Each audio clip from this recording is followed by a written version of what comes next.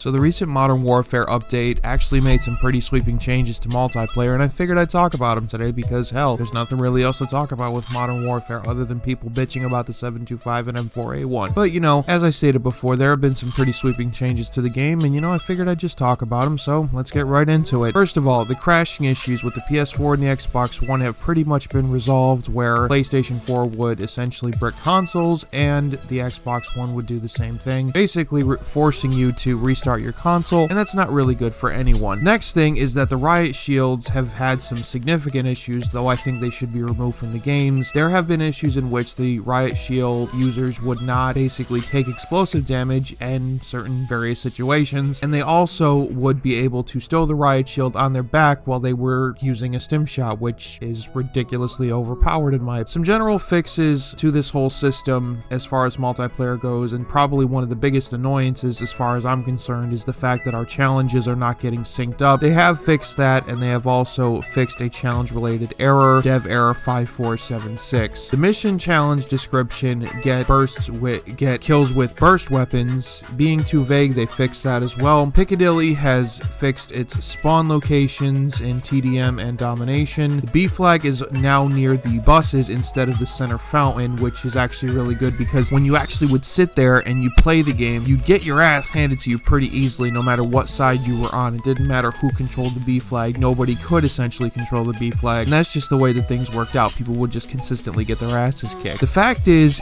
that there have been numerous issues with trials and challenges and all that shit, and it's just really getting fucking annoying for everyone when they're playing this game, especially when it comes to campers, but that's old news. I don't really want to talk about that. Within Spec Ops, there have been specifically a lot of bugs when it came to the overkill perk with an SMG.